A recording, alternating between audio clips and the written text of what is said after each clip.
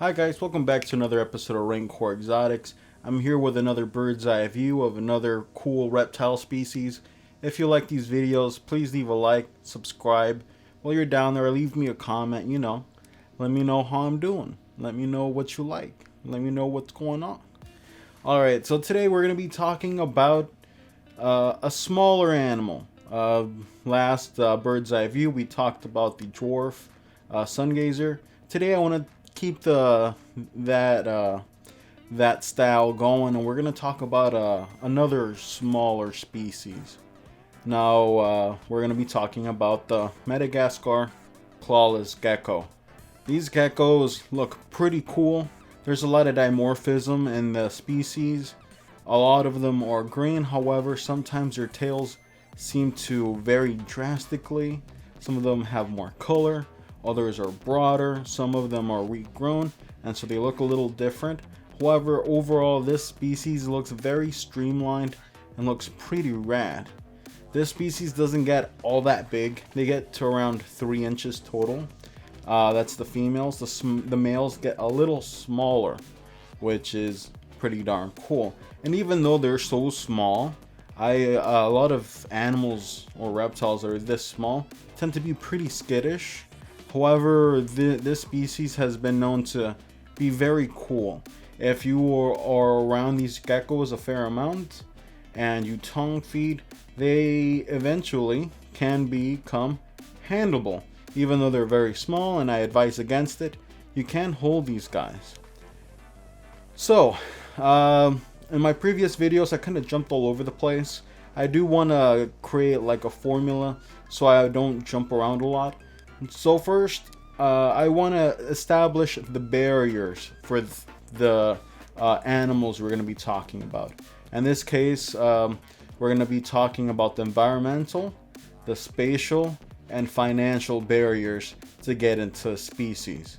Now, the Madagascar clawless gecko doesn't have very many barriers. It's a fairly accessible animal.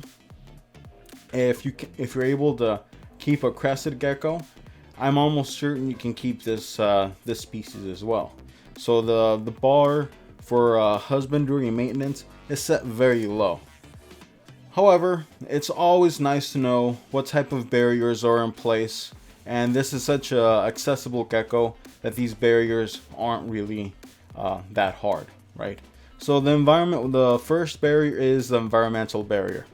These guys come from Madagascar, from a wide range of low humidity to high humidity, warmer to colder. So this species is a pretty hardy small gecko. However, for in general, the standard is to keep these guys at around room temperature, 79 to 82. It's a little warmer. However, I still consider that to be room temperature.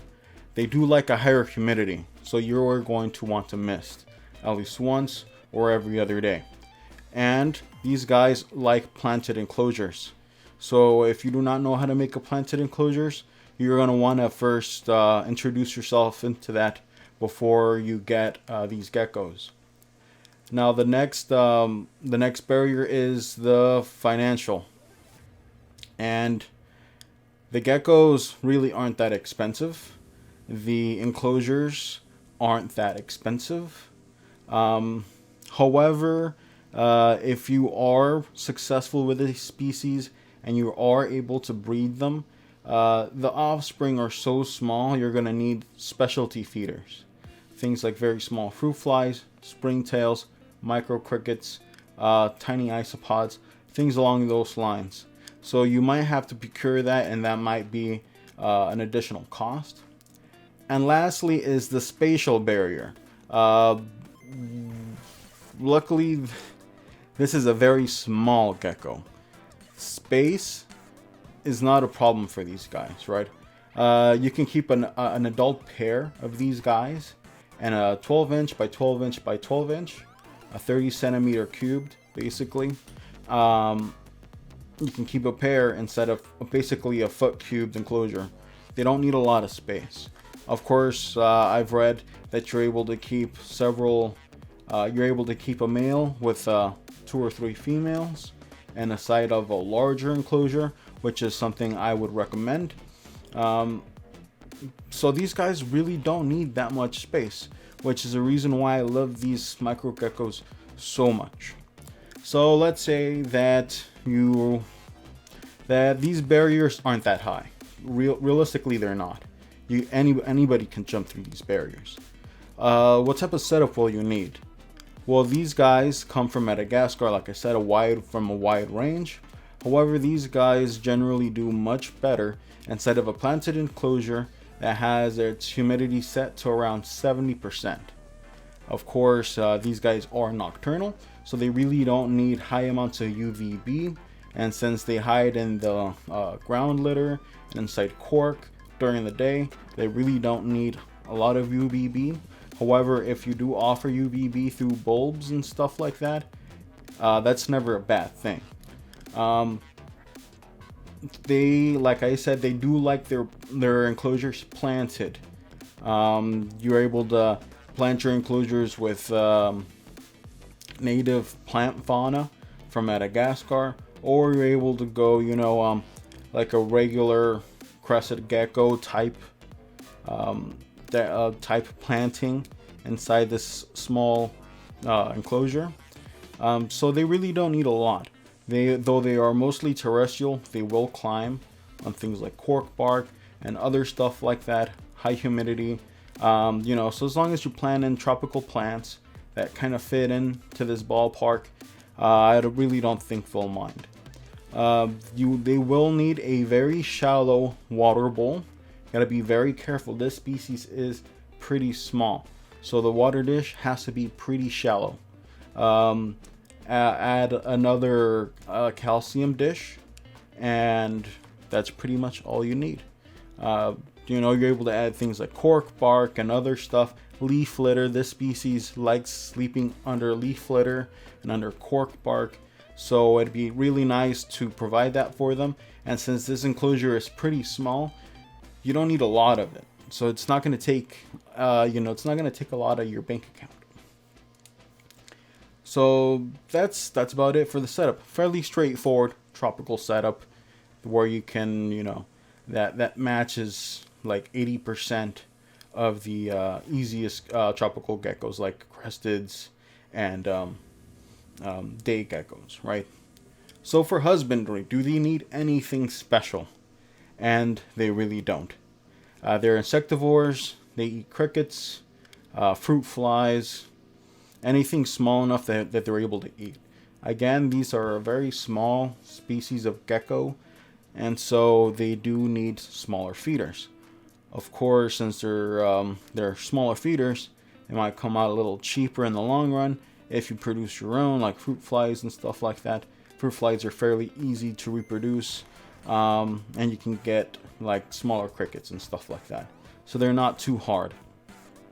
You are going to want to give them calcium and vitamins. Calcium every feeding, and then the calcium about once a week, so it's not too bad. The misting, the humidity needs to stay at 70%, and as long as you keep the water dish clean, you really don't need to worry about it too much. These species, like I said, is terrestrial, and so they'll chance upon the water dish more frequently than not, so you don't really have to worry about that too much. Now, the biggest gripe I have with this species is that, though they are small, they're pretty darn cool. The only gripe I have is that, unfortunately, this species really doesn't reproduce in captivity all that much.